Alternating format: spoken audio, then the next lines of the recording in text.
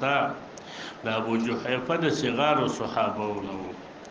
قال قلت لعلي يا امير المؤمنين هل عندكم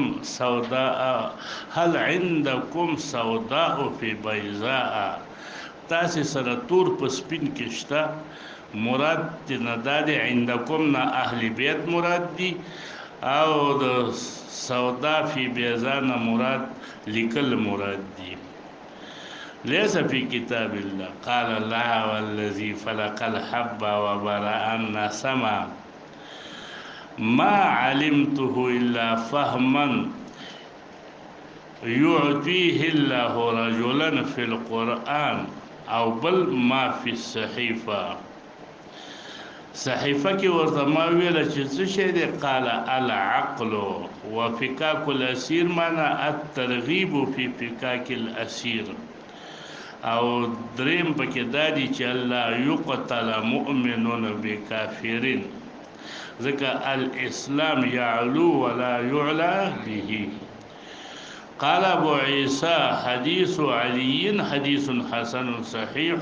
او مسألة معلومه شو چې مسلمان به کافر نه وجل کیږي. دا مذهب دی عند بعض اهل العلم لکه سفیان ثوری، مالک، شافعی، احمد، دوی اسحاق، دوی ټول دا وایي چې لا يقتل مؤمنون بکافرین. وقال بعض اهل العلم يقتل المسلم بالمعاهد. معاهد کافری کړه وجلې کیږي په وی قول اول صح دی ځکه د حدیث نه معلومیږي. دا دویم قول غیر صح دی. دا قول په فقهاو کې زمونږ د فقه حنفی دی.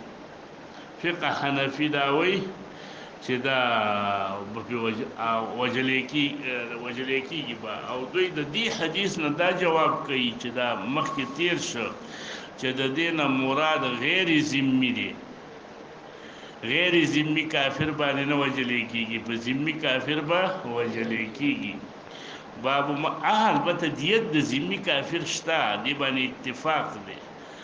خدا چې مسلمان وجلې دی وغیرہ په قصاص شي نایمه ثلاثه دا وی. او حدیثونه دا معلومیږي چې قصاص به د کافر په مقابل کې په مسلمان باندې نه چې کوم مسلمان کافر وجلې دی هغه ذمی کافر دی که غیر ذمی کافر دی. او زمون فقه حنفی وی چې نه قصاص به وي په ذمی کافر باندې. باب ما جاء فی دیت الکفار. کافرانو ته دیت یعنی د کافر د مړی چې کافر د مړ کا هغه له دیت ورکولو څه حکم دی؟ نو وی دیت شته دی چې کله ذمی مړ کی خو څومره اندازه کې دی دیت نو هغه براشي نصف دیت عقل المؤمن. عن عمرو بن شعيب عن أبيه عن جده أن رسول الله صلى الله عليه وسلم قال لا يقتل مسلم بكافر. وبهذا الإسناد عن النبي صلى الله عليه وسلم قال دية عقل الكافر نصف دية عقل المؤمن. پدې کې اوس د حدیث ته وګورئ ان رسول الله صلی الله علیه وسلم قال لا يقتل مسلم بكافر او رستا دیت عقل الكافر. عقل څه ته وي او دیت څه ته وي؟ دا یو معنا راکړه. نو دا روایت چې ابو داود کې راغلی دی، په نورو سننو کې راغلی دی، نو دا چې راغلی دی چې وعقل الكافر نصف دیت نصف عقل المؤمن. دا په حذف د چا سره راغلی دی؟ د دیت سره. دیت لفظ ورپکې نشته. دغه بیا صحیح معلومیږي هغه روایت. قال ابو عيسى حديث عبد الله بن عمر چې دا روایت د عبد الله بن عمر دا روایت چې دی په هذا الباب حدیث حسن دی. عبد الله بن عمر روایت کوم یو دی؟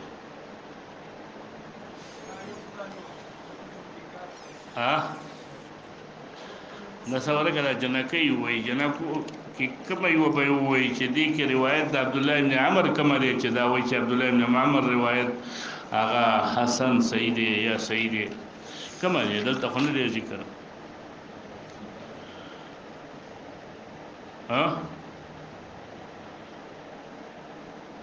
څوک در پکې ویل والا نشته ټول کلاس دغه شروع شو کنه عمل سانا ټول کلاس پیل شو دی پکې تاسو کې دی الکانو کې چاله ورځي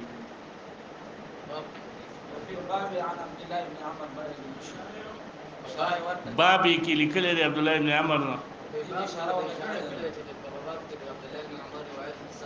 دا وی عبد الله ابن عمر روایت جری دا پر هذا الباب حدیث حسن دا حدیث حسن دی عبد الله ابن عمر روایت ذکر کړی نه دی وایي حدیث د عبد الله ابن عمر کته خبره عبد الله ابن عمر یادې نو هغه په بیره مسله کې دی چې لا یقتل مسلمون بکافر دا دیت الکفار کې په دې باب کې د عبد الله ابن عمر روایت صحیح دی وایي نو عبد الله ابن عمر روایت پکې کومه دی کوم دې کې اشاره وکړه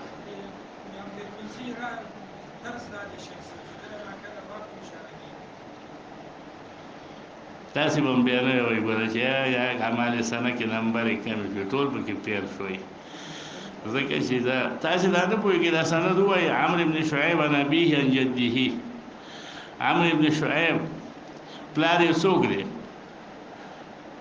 محمد دی هغه پلار څوک دی عبد الله دا هغه پاس څوک دی عمر عبد الله بن عمر دا روایت نه دی دا د باب روایت هو به حدثنا تاسو ته یاد شو سیبانو ها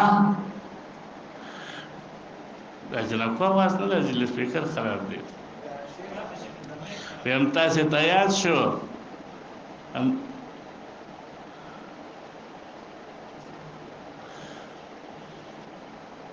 هذا حديث عمرو بن شعيب عن أبيه عن جده قال أبو عيسى واختلف أهل العلم في دية اليهودي والنصراني فذهب بعض أهل العلم في دية اليهودي والنصراني إلى ما روي عن النبي صلى الله عليه وسلم چې د نبی علیہ السلام نه څه شی روایت شوی دی چې د اجتهاد کړی دی هغه څه چې روایت شوی دی د نبی علیہ السلام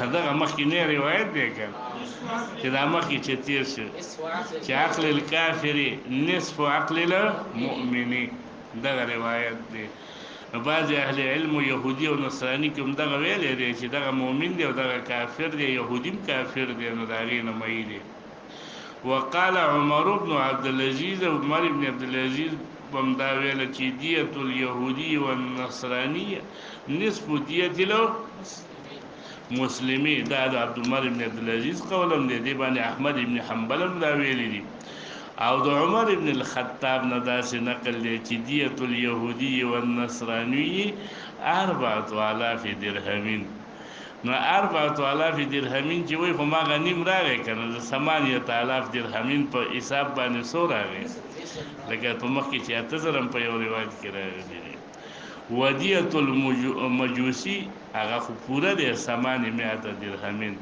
دا قول د مالک ابن انس شافعي اسحاق دی وقال بعض اهل العلم دية اليهودي والنصراني مثل دية المسلم دا قول د اهل کوفه والا دی او هغه استدلال کړی دی په دغه عموم د آیات باندې چې ان کان من قوم بينكم وبينهم ميثاق فدية مسلمة الى اهله نو دية المسلمه مراد دغه دية المعهوده چې هغه دية المسلم دی باب ما جاء في الرجل يقتل عبده یو سړی غوسه خدای الله تعالی داخله د زمانه د غلامۍ ختمه ده نشته دی نو مخکې زمانه د غلامۍ ډیره و نو که یو سړی خپل غلام قتل کی نو دا به په دې غلام باندې قتلېږي که نه به قتلېږي په دې باب کې دوه مسلې دي حدیث کې راځي یو دا دی چې غلام قتل کی ستا غلام نه د بل مسلمان غلامی تا ولا قتل کړ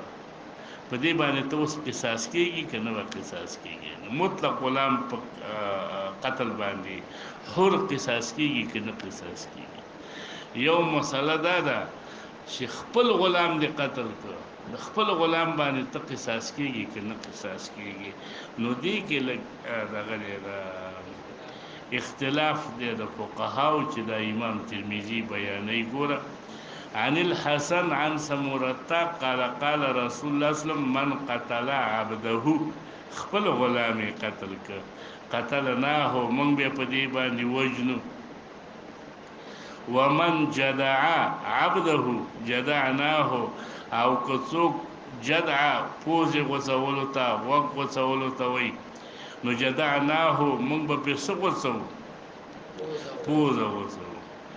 وس دا حدیث کې ګوره قال ابو عيسى حديث حسن د سند په لحاظ سره وقد ذهب بعض اهل العلم من التابعين لك ابراهيم نخعي دي حدیث باندې عمل کړی دی چې غلام چې دی چې څو غلام خپلم قتل کی خپل غلام مړ کی نو تب په وجلې کیږي که د خپل غلام نه دی عضو قتل کړل او ستا عضو په قتل کیږي اگر کاغه ستا خپل غلام دی دې ته ذهاب کړی دی ابراهیم نخعی. بعضی فقها او چې حسن بصری دی عطا ابن ابي رباح دی هغه مطلق مسلک دا دی چې حر او عبد د دې په منځ کې قصاص نشته دی نه په نفس کې شته دی او نه په مادون النفس کې شته دی. مادون النفس نه څوک مراد دی؟ احسان الحق صاحب نه په نفس کې شته دی او نه په مادون د نفس کې شته دی. نو نفس نه مراد څه شو او دون النفس نه مراد څه شو؟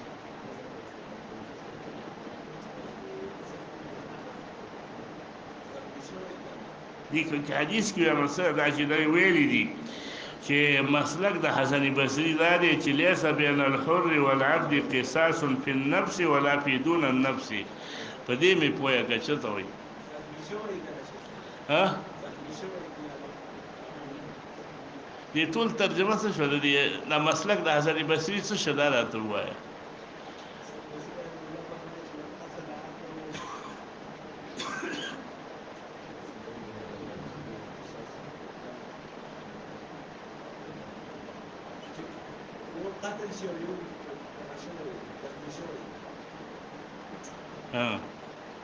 بیا حضرت بصری کې څه وایي چې یو قتل وشي یو به زخمی شوی بیا هغه څه وایي